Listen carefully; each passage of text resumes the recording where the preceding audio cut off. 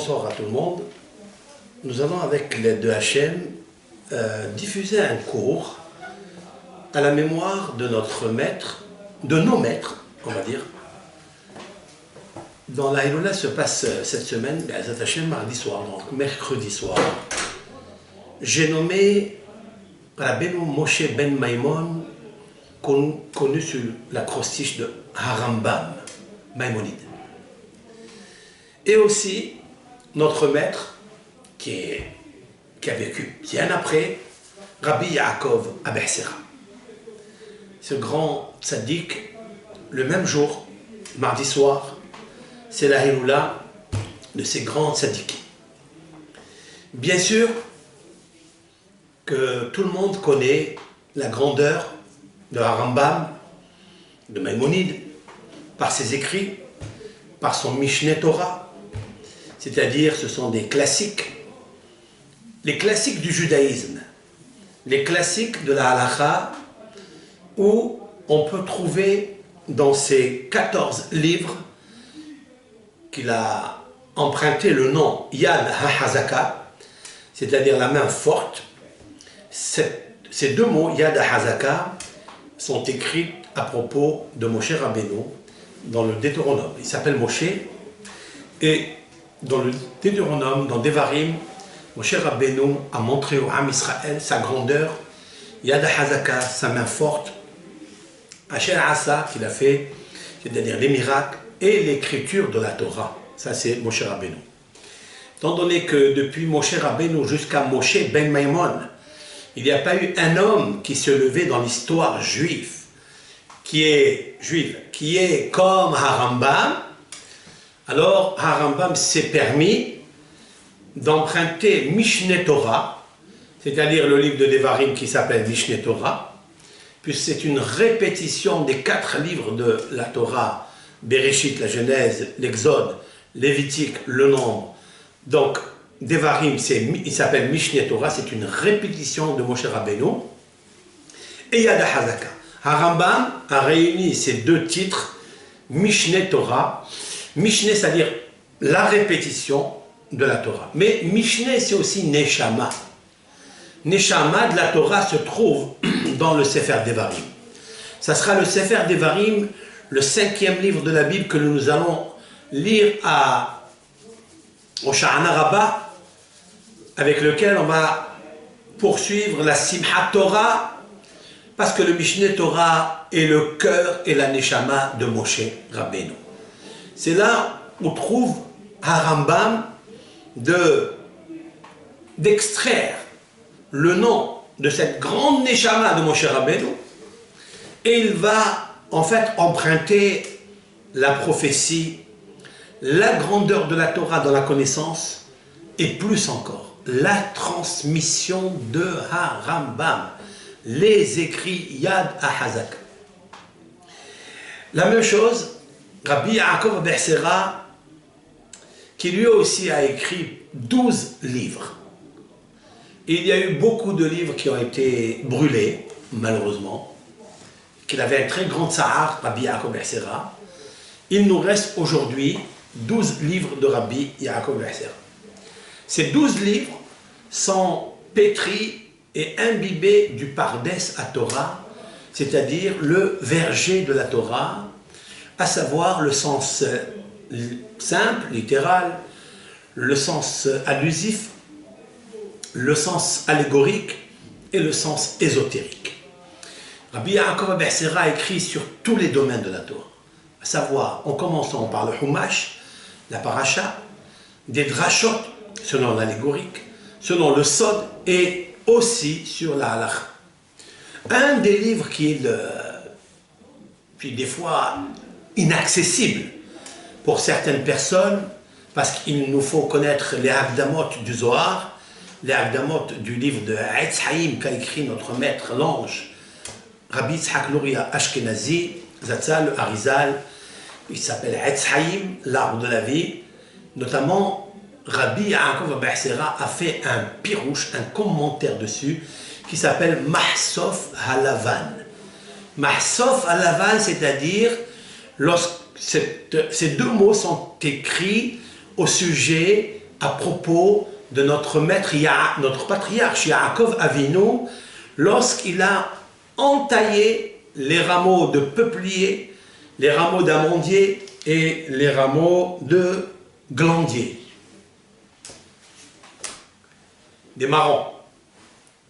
Là-bas, ce sont 3 couleurs différentes et il a voulu réchauffer les animaux, les bêtes que lui a laissé Lavan, un rachat à son gendre.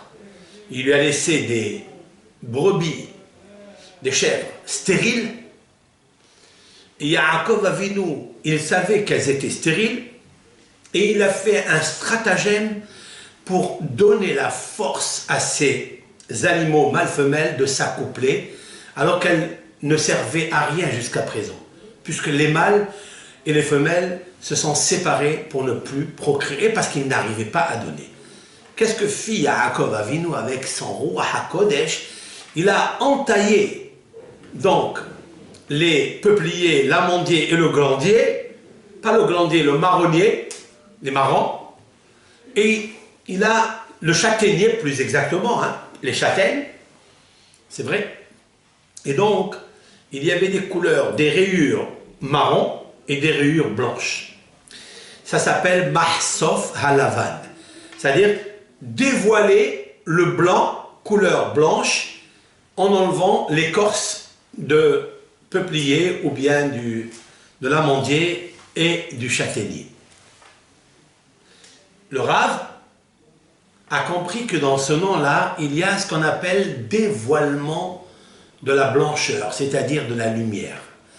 Il a écrit un commentaire sur le Zohar et sur le Etz Haïm, quelque chose d'insoupçonné.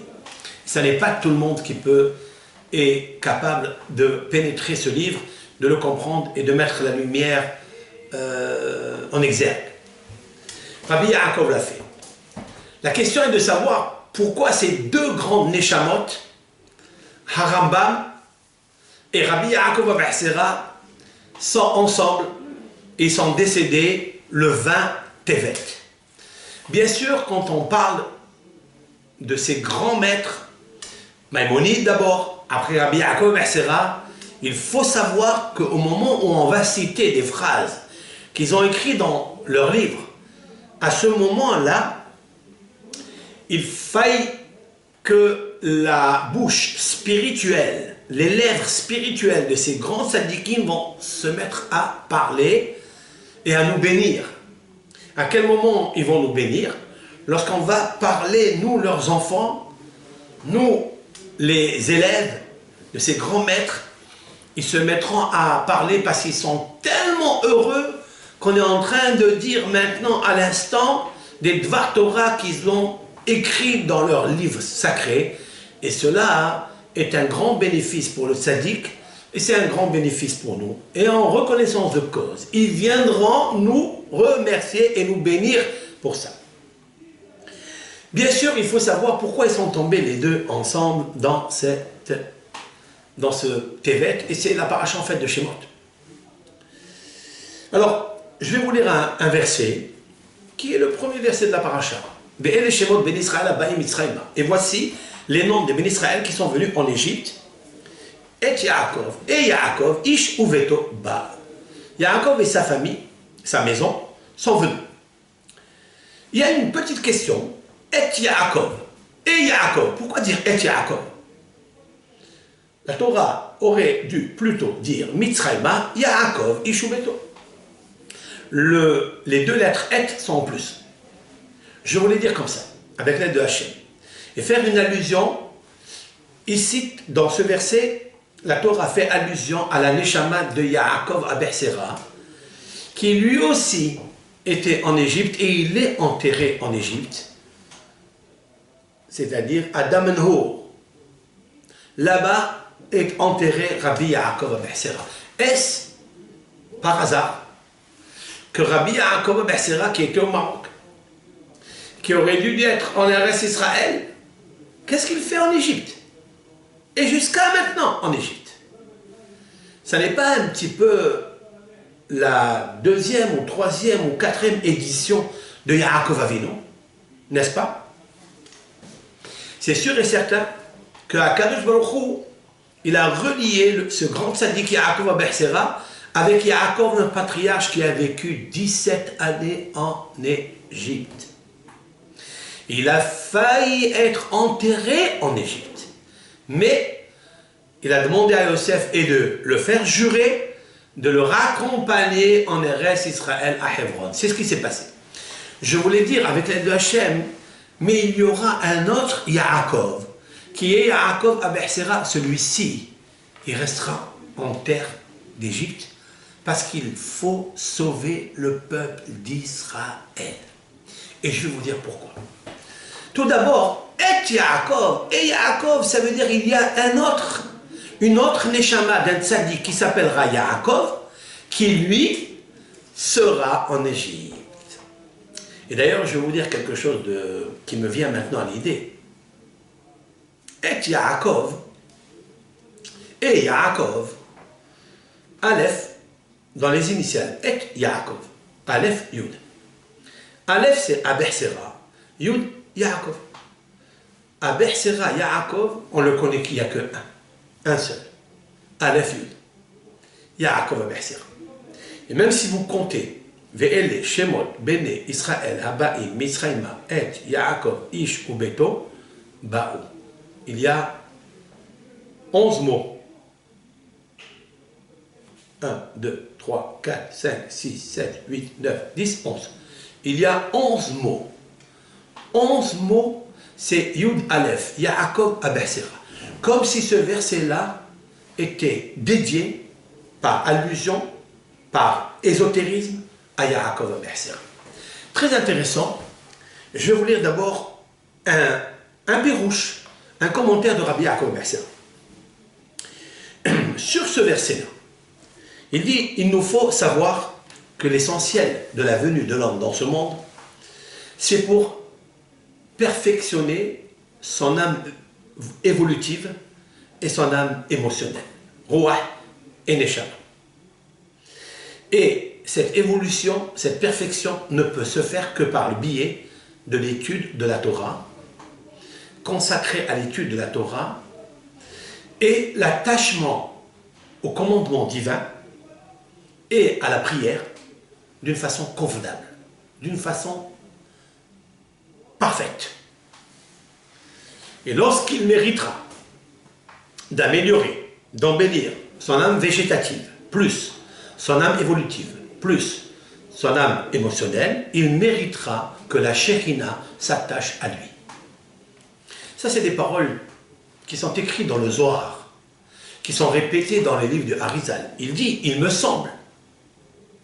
Ça veut dire, Veyadoua, il est connu, que toute personne qui est plus grande que l'autre, et elle enseigne à l'autre, et elle donne à l'autre, elle influence l'autre. Celui qui a influence, il s'appelle Ish, monsieur. Ça veut dire le fort, comme un homme qui est fort. Et celui qui reçoit l'influence s'appelle Isha, la femme. Il dit le Rav, il faut savoir que le Nefesh, c'est la femme. Le Nefesh, c'est la partie du corps instinctive, c'est la partie, on va dire, animale, végétative, comme un animal, sauf qu'il parle. Elle reçoit de l'âme évolutive. Ça veut dire quoi? Ça veut dire évolutive, c'est la parole. Lorsqu'une personne étudie la Torah, lorsqu'une personne pratique la lecture des Tehillim, ô combien c'est valable, combien c'est bon pour le corps qui reçoit comme une femme, puisqu'elle reçoit du Ruach. Le Ruach, c'est la parole de la Tefila, la parole des Tehillim, la parole de l'étude de la Torah. Chaque fois qu'on ouvre un livre, qu'on chante à Dieu par l'étude de la Torah, ou on prie Hachem par la flèche qui est la bouche, on envoie des mots, ces mots reviennent comme une lumière qui part et qui revient pour resplendir le corps, qui est le Nefesh.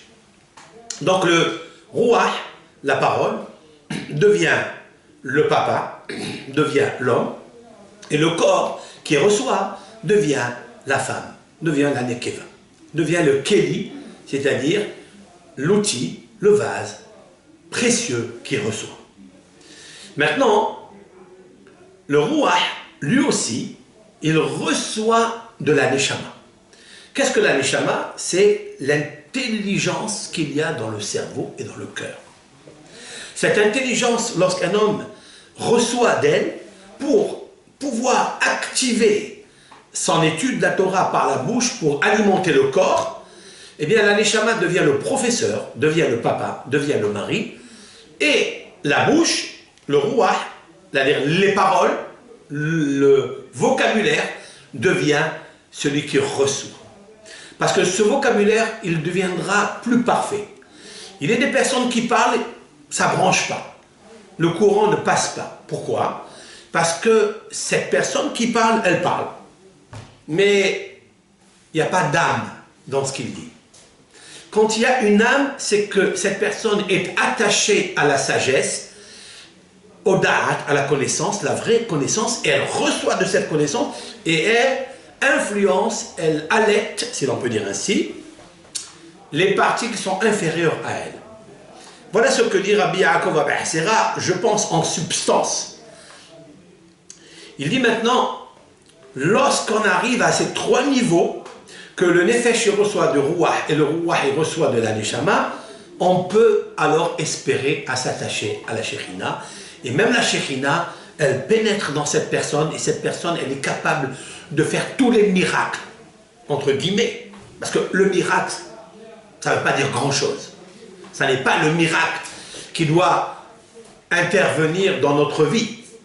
Le miracle, ça n'est pas quelque chose, c'est vrai que c'est suprarationnel, on est ébahi, on est fasciné de voir un miracle, mais cela doit nous aider à avoir la émouna que les paroles de la Torah, les paroles de la Tfila, du tzaddik réel, qui a fait la jonction, l'union, la symbiose entre le Nefesh, le Ruach et la Neshama, eh bien il est capable de faire descendre la Shekhinah. Lorsque la Shekhinah est avec lui, tous les miracles qui sont au-dessus de la nature sont possibles.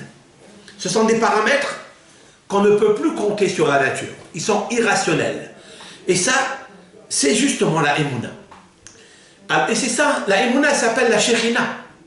Parce que celui qui a une forte Emouna, la Emouna, elle est avec lui. La Emouna, c'est le Emet, la Emouna, c'est la Shekhinah. Il dit le Rav, Ve'ele Shemot Bene Israël Abaï Mitzrayma. Voici les noms des Béné Israël qui sont venus en Égypte. Mitzrayma, valeur numérique Shekhinah. Tiens, Mitzrayma, l'Égypte, valeur numérique, la Shekhinah. Quel est le rapport qu'il y a entre ces deux? A priori, la Shekhinah, c'est l'antithèse de Mitzrayma. Parce que Mitzrayma, c'est quoi? C'est Metzarim. C'est-à-dire, on est dans l'étroitesse. Tandis que la Shekhinah, on est dans la largesse. Ça, c'est la faiblesse, et ça, c'est la noblesse. La Shekhinah, c'est la noblesse. Tandis que le Mitzrayma, qu'est-ce qu'elle a à voir avec Shekhinah? Autrement dit, qu'il y a un He en plus. Et le He qui a en plus, parce que la Torah aurait pu dire Mitzrayim, sont descendus Mitzrayim. Qu'est-ce que ça veut dire Mitzrayma? Elle a ajouté un He pour nous dire que la Shekhinah est descendue aussi en Égypte. Et tout l'effort, tout le but, tout le tachlit du Ham Israël, c'est de faire monter cette Shekhinah avec eux. Et ça n'est pas quelque chose de facile, il va falloir rester 210 ans à l'intérieur du creuset égyptien. Fin de citation, et il dit, c'est nos maîtres qui ont dit une chose pareille. Rabbi Yaakov Abassera cite ça au nom de nos maîtres. Qui sont ces maîtres? Entre parenthèses, il marque Nahal Kedumim. Nahal Kedumim, c'est qui Nahal Kedumim? C'est notre maître Maran Ahida, c'est-à-dire Rabbi Haïm Yosef David Azunay. Il apporte toute cette préface que je viens de vous dire. Rabbi Yaakov est attaché avec le Hida et il amène cette préface pour nous dire après le pirouche qu'il va donner. Je voulais vous dire quelque chose. Moi, j'ai l'habitude de faire la Hiloula du Rav Hida. C'est de lui que je m'inspire, c'est lui qui m'a appris, même qu'il n'est pas là. Il a vécu au 1724, 17e siècle, 18e, puisqu'il a 24 ans en plus, 18e siècle. Et donc, je me suis attelé à comprendre qu'est-ce que le Rav, qui a écrit 83 livres, Le Rav Hida écrit 83 livres. Rabbi Yaakov Abersera est né le Yud Aleph Adar, le 11 Adar. Regardez les initiales. Yud Aleph, Yaakov Abersera. Qui est mort le 11 Adar, le Yud Adar? Yosef Azoulay, le Hida. Le Rav Hida est décédé le 11 Adar, Yud Aleph. Ce jour-là, dans des années bien sûr, est né Rabbi Yaakov Abersera. N'est-ce pas ici une connexion entre ces deux? Bien sûr que oui. Et le Hida était aussi en Égypte. Il a vécu aussi un peu en Égypte. Marana Hida. Il y a à l'intérieur Yud Aleph Yosef Azoulay. C'est très important de connecter ces deux rabbins. Hein, et ce n'est pas par hasard qu'il amène ici, peut-être sans le savoir. Là où il y a 11 Pesukim. Ve'el Shemot ben Israël, 11 mots, pardon. Dans le premier verset, 11 mots. C'est pour nous dire que les Tzadikim, par le biais de la Torah, par le biais de la Kedusha, et le Rav Yaakov Abersera nous dira quelque chose d'incroyable. Il a dit la suite, Et Yaakov, comment on arrive à faire évoluer notre nefesh, l'âme bestiale, animale que nous avons, que nous possédons tous à notre naissance. Comment nous arrivons à l'évoluer, à l'élever au niveau évolutif, c'est-à-dire la force de la parole. Après, il y a la parole, pas seulement avec la force, mais avec l'intelligence, parce elle a puisé, elle a allaité de la Neshama, qui est l'intelligence suprême. Comment on arrive à ça? Le Rav Yaakov Abersera, il dit, Et Yaakov, tu n'as qu'à accomplir ce qui a marqué dans la graphie du mot Yaakov. Alors ensemble, qu'est-ce qu'il y a marqué dans Yaakov? Quelle est l'acrostiche? Quelles sont les initiales de Yaakov? Yaakov, il y a Yud, c'est Yihoud, c'est-à-dire l'unicité de Dieu. Yaakov Avinu était comme ça. Tout ce qu'il a fait, il l'a consacré à l'Éternel. Aïn Anava, humilité, c'est-à-dire, attention, ne fais pas paraître que tu es un tzaddik qui fait des choses extraordinaires, tu fais des yihudim qu'on appelle dans la Kabbalah, hein. Ce sont des dimensions de zivugim entre les noms de Hachem, etc. Non, même si tu as acquis ce niveau, à côté il y a le Aïn Anava. Soit modeste, soit calme, soit humble. Le Kouf, Kedusha, c'est-à-dire la sainteté. Beracha, le Bet c'est Beracha. Voilà la graphie du mot Yaakov, du nom Yaakov, et d'ailleurs tout celui qui s'appelle Yaakov, c'est très intéressant, parce qu'il y a ici un thème astral. Ce thème astral est réparti, subdivisé par 4 qualités fondamentales, qui sont Yihoud, Yud, unicité de Dieu. Aïn, Anava, modestie. Kedusha, Kouf. Bet, Berach. Ça veut dire quoi? Yihoud, c'est quoi Yihoud? Yihoud, c'est quand quelqu'un, il étudie la Torah, il doit pratiquer toutes les mitzvot qu'il fait au nom de Hachem Yitbarach. La deuxième, Anava, tout ce que tu fais, ne jamais t'enorgueillir. Kedusha, de se sanctifier après avoir fait la mitzvah et avant de faire la mitzvah. Que toute ton étude soit avec la sainteté et avec la pureté de l'esprit, sans taquiner, sans se montrer plus grand que l'autre. Il faille toujours avoir cette humilité et la Kedusha est imprégnée en lui. Beracha, toutes les bénédictions que tu poses, soit pour un verre d'eau, soit pour un aliment, quand tu fais le motzi, quand tu fais Shabbat et tu manges des ta'anugim, tu manges des plaisirs exquis, il faille faire la bracha lentement. Baruch, Ata, Hachem, prends quelques secondes avant de faire la bracha. Donc la bracha, c'est le bête. Cette bracha, fais-la avec Kedusha. La Kedusha, tu l'auras avec la Anava. Et quand tu arriveras à la Anava, tu feras le Yud, le Yihoud, c'est-à-dire tu vas unifier tout à Akadosh Baruch Hu. C'est le but dans ce monde. Quand tu as ces 4 qualités, alors c'est sûr et certain que Akadosh Baruch Hu, il est avec toi. Yaakov, Mitzrayma, la Shekhinah, elle est avec toi. C'est sûr et certain. Voilà ce que le Rav Rabbi Yaakov nous dit. Je vais vous raconter une petite histoire, ou deux ou trois, je verrai s'il y a le temps. Juste avant de raconter cette histoire, je vais vous lire un passage dans les Tehillim. Le Tehillim, c'est un Tehillim qui est le 19. Très intéressant. Le chapitre 19, le verset 12. Qu'est-ce qui est marqué là-bas? D'abord le verset 11. Exprès, je fais exprès. Le verset 11, puisqu'on a parlé Yaakov avec Sera, le Yud, il y a 11 mots dans le premier verset de la péricope de Shemot. Je vais lire d'abord le 11e. David Amelech alav shalom nous dit la chose suivante. Hanehemadim mizahav ou mipaz rav. Les paroles de Torah, ils sont tellement émettes, ils sont tellement justes, qu'ils sont encore plus agréables que l'or et que les joyaux, qui sont les plus beaux joyaux, la plus belle, plus beau diamant. Les paroles de Torah sont encore meilleures et agréables que cela. Les paroles de Torah, metukim midevash, ils sont plus douces que le miel, venofet, sofim et tous les plats de douceur et tous les friandises de douceur. Les paroles de Torah sont. C'est ce que dit David Amelech. Si David Amelech il a dit ça, c'est qu'il le goûtait.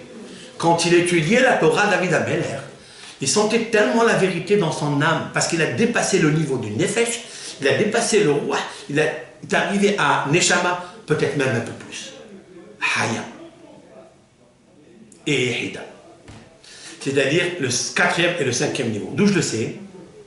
Parce que David Amelech, dans un autre psaume, il a dit Hatzila nafshi. Hatzila meher nafshi. Miyad kelev yehidati. Sauve mon âme du glaive et sauve Yehidati, c'est-à-dire mon âme unique, le 5e niveau, Mikelev du chien. Les Midrashim, ils parlent de quel chien s'agit-il, de quel glaive s'agit-il? Ils parlent de Haman, Aracha. David Amelech, il prie pour Mordechai et Yehudi. Hatzila nafshi meherev, sauve mon âme du glaive. Les initiales font He, Nun, même Haman. Haman, Hatzila nafshi meherev. Hatzila meherev nafshi. He, même Nun, Haman. Sauve mon âme du glaive. Il parle de la période de Purim, de Haman. Maintenant, continuez. Le 12e verset. Donc, je suis dans le chapitre 19. Gam avdecha. David Amelech, il dit, même ton serviteur, il dit à Dieu, Nizhar Bahem, il fait très attention aux paroles de Torah, aux mitzvot de la Torah. Beshomra ma'ekev rav.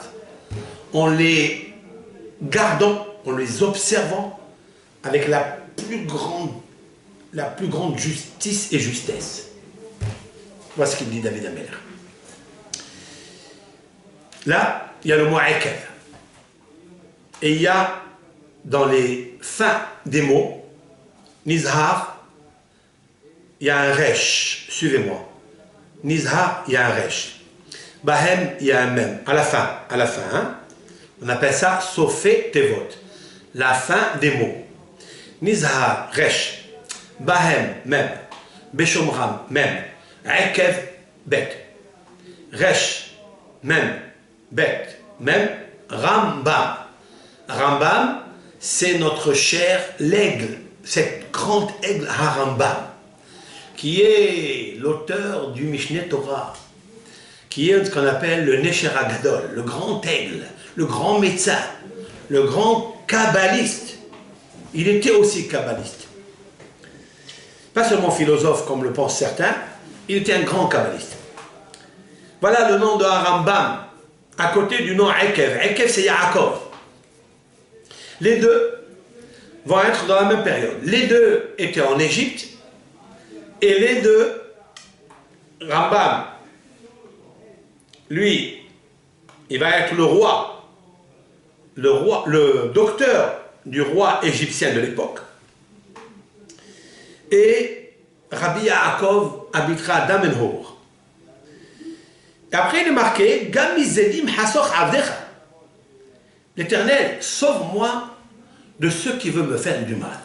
Et là, je vous raconte une petite histoire pour relater ce remède, cette allusion kabbalistique dans le texte, avec une histoire que Rabbi Yaakov Abu Sera a vécue. Rabbi Yaakov Abu Sera, vous savez qu'il avait une mission de racheter les captifs, d'y aller chercher des fonds dans toutes les contrées, là où il pouvait aller voir des notables pour l'aider à donner la tzedaka, à nourrir les pauvres dans la semaine, à plus forte raison les paniers de Shabbat, qu'on appelle les paniers de Shabbat. Et il a fait ça tout le temps. Il avait un accompagnateur arabe qui avait un âne, et Yaakov Abu Sera est monté sur cet âne-là, les deux, et ils allaient faire de l'argent. Je ne sais pas qui est cet arabe-là, c'est qui ce Gilgoul-là? Qu'est-ce qu'il fait cet arabe avec Rabbi Yaakov Abu Sera? Ça, je ne l'ai pas encore éclairci pourquoi, mais je vais trouver avec l'aide de Hachem. Cet arabe, c'est qui, d'abord? Est-ce qu'il n'a pas choisi un juif pour l'accompagner? Pourquoi il choisit un arabe? Ok. Donc un jour, il devait aller dans une ville, ramasser beaucoup d'argent, parce que cette ville, elle était loin. Il a commencé à ramasser l'argent. Après, en revenant, il passait dans les petits villages. Il a ramassé cette fois-ci beaucoup d'argent. Et il revenait donc par un chemin où l'arabe, il lui dit, maître, ne passez pas par cette route parce qu'il y a des shodedim, il y a des brigands dangereux. C'est un endroit, une route très dangereuse. Ils vont vous piller tout votre argent. Tout cet argent que vous avez ramassé, je suis sûr et certain qu'ils vont tout vous prendre. Et en plus, ils peuvent atteindre à ton âme. Rabbi Yaakov Abu Sera lui dit, tu m'accompagnes dans cette route. Je veux aller par là. Et l'autre, il le supplie. Il lui dit, Rabbi, venez, on a une autre route un peu plus longue. Il lui a dit, non, je veux arriver maintenant et je passe par là. Rabbi Yaakov Abu Sera, Alav Shalom, monte sur l'âne et il prend un livre, comme d'habitude. Il étudie la Torah. On sait que la Torah. Sa tête, elle est en haut dans les malachim, avec la kedusha. Il n'a rien à voir dans ce monde. Il n'y a rien qui l'intéresse, que l'étude de la Torah. Et voilà que, de loin, l'accompagnateur voit qu'il y a un groupe de personnes qui s'approchent dans la nuit, et il sait que c'est des brigands qui vont tout faire pour lui prendre cet argent. Qu'est-ce qu'il fait, cet accompagnateur? Il se sauve, il a laissé Rabbi Yaakov seul. Il rentre dans la forêt, il se cache. Rabbi Yaakov Abu Sera, il continue sa marche, l'âne, il l'accompagne, en train de lire la Torah, en train d'approfondir la Torah, et il s'approche, il ne lève pas la tête. Les brigands se sont mis à rigoler. Ils ont encerclé la route, et Rabbi Yaakov, il continue, et là, il lui dit, le chef des brigands, stop, ici tu restes. Qu'est-ce qui se passe? Il ne lève pas les yeux. Il est en train de parler avec Akadosh Baruch Hu. Et là, il lui dit, descendez du cheval, descendez de l'âne, et Rabbi Yaakov ne descend pas de l'âne. Il reste, et il leur dit, laissez-moi si vous pouvez passer. Il dit, ah bon, allez, donne-nous, on sait que tu as ramassé beaucoup d'argent, donne-nous tout de suite cet argent, mais plus que ça, on va te prendre l'argent, et comme tu n'as pas eu peur de nous, eh bien ici va être ta tombe. Il a fini de parler, Rabbi Yaakov Abu Sera lève les yeux et les regarde, immédiatement la terre où ils foulaient leurs pieds s'est ouverte. Elle a commencé comme du sable mouvant, elle les a avalés jusqu'à la moitié de leur corps, les yeux restant grands ouverts, la bouche fermée, le corps paralysé, enterré entièrement, il ne pouvait plus bouger. Il ne pouvait plus bouger. Et là, cet arabe-là qui arrive et qui voit ce scénario, ce spectacle, il est tellement étonné, il dit Allah, Allah, il prie à Hachem, il dit, tu as ici des serviteurs. Rabbi Yaakov Abu Sera lui a dit, je ne t'ai pas dit que tu ne dois pas avoir peur. Et Rabbi Yaakov Abu Sera, il lève ses yeux à Hachem et dit, Toda Rabba Hachem She'Tzalta Oti. merci Hachem Itbarach que tu m'as sauvé. Fin de l'histoire. Hachem Itbarach, ça va très bien avec le discours qu'il a fait Rabbi Yaakov ben Sira dans son livre Pituhi Hotam. À savoir que quand quelqu'un étudie la Torah, alors il fait évoluer son nefesh avec l'étude de la Torah, avec le vocabulaire, avec la laine, le souffle qui fait sortir de sa bouche, qui est imprégné, imbibé de Torah. Cette Torah-là, qui descend de la Neshama, elle fait descendre la Shekhinah. Si quelqu'un est accompagné par la Shekhinah, alors il faut savoir que personne ne peut contre lui. On raconte sur Rabbi Yaakov ben Sira que un jour sont venus des musulmans devant son Beth Midrash et ils ont commencé à jeter les pierres. Ils jettent les pierres devant sa villa, dans sa maison, sa communauté. Ils jettent des pierres, ils jettent des pierres. Et Rabbi Yaakov s'est pas rendu compte, il était en train d'étudier la Torah. Et le Kahal, l'assemblée, est venu, il dit, regardez, le premier intifada, il a commencé là-bas. Et voilà que Rabbi Yaakov ben Sira, il sort dehors, il les regarde, et ils ont dit, ils se moquaient de lui. Vous savez que les vêtements qu'il porte, c'est ni costumes, ni redingotes. Hein, c'est des vêtements spéciaux du tzaddik. Vous le voyez dans cette photo, il était comme ça tout le temps. Et Rabbi Yaakov ben Sira, il les regarde à tous ces petits jeunes-là, c'était des jeunes, hein. Ils ont jeté des pierres. Rabbi Yaakov ben Sira, il les regarde, il chuchote quelques mots, et il y a un vent, un mistral puissant, je ne sais pas comment on va l'appeler ce mistral, qui a fait envoler ces enfants. Il les a amenés, je ne sais quelle, dans une ville qui s'appelle Gouzan. En arabe, je ne sais pas c'est où, c'est au Maroc bien sûr, et les a envoyés très très loin. Et on ne savait plus où ils sont. Les parents, quand ils ont vu que les enfants ne sont pas rentrés le soir chez eux à la maison, sont venus voir le Rav et il dit, écoutez, où sont nos enfants? Il paraît qu'ils étaient là en train de jeter des pierres. Il dit, je ne sais pas où ils sont, allez les chercher. Jusqu'à ce qu'ils l'ont supplié, jusqu'à ce qu'ils l'ont pleuré. Et Rabbi Yaakov ben Sira a dit, voilà, vous allez dans tel endroit et ils sont là-bas. Le malach, les anges, comme on dit dans la prière, Oseh malachav rohot. Oseh, dans les psaumes, c'est marqué. Oseh, l'Éternel. Malachav, ces anges, rohot, les Mistral. Les Mistral deviennent des anges pour accomplir les paroles du tzaddik. Parce que ce que le tzaddik est un vrai tzaddik dit, l'Éternel accomplit cette parole-là. Bien, tout cela, bien sûr, on voit que Rabbi Yaakov ben Sira, c'était pas n'importe qui, c'était un très grand tzaddik. Et toute la journée, il étudiait la Torah. Je veux juste finir avec une autre histoire de Rabbi Yaakov ben Sira. Un jour, il était invité dans un village. C'est sûr et certain qu'il allait faire des drachotes un peu de partout. Et donc, le Baal Habayit l'a invité. Et il est arrivé vendredi. Il était en train de faire Shinaï Mikra Ve'hat Targum, c'est-à-dire 2 fois, toutes les semaines, on lit 2 fois le verset et 1 fois l'araméen. Targum Onkelos, la traduction araméenne. C'est une mitzvah, c'est une obligation d'ailleurs. Et voilà qu'il y a une chèvre qui s'approche du Rav et elle rentre sous ses genoux de Rabbi Yaakov ben Sira. Rabbi Yaakov ben Sira, il a dit tout de suite, apportez-moi le couteau. Apportez-moi immédiatement le couteau. Et le Baal Habayit, il lui dit, mais là, j'ai préparé. Non, non, non, non, non. Tu as préparé Shabbat, certes, mais on a encore 2 heures avant Shabbat. Je voudrais faire la shechita de cette chèvre. Tiens. Pourquoi? C'est celle-là qu'on mangera Shabbat. Qu'est-ce qu'il fait? Bien sûr, celui qui l'a invité, il lui dit, Rav, tout ce que vous dites, il n'y a rien à faire. Allez. On amène le truc, il la vérifie, il fait la shechita, et ils font un bon repas de cela. Après Shabbat, vous savez Shabbat, Rabbi Yaakov ben Sira, il rêve qu'une personne vient le voir dans le rêve et elle le remercie et elle pleure de joie, elle tressaillit de joie, pleurait de joie, et elle lui dit merci beaucoup.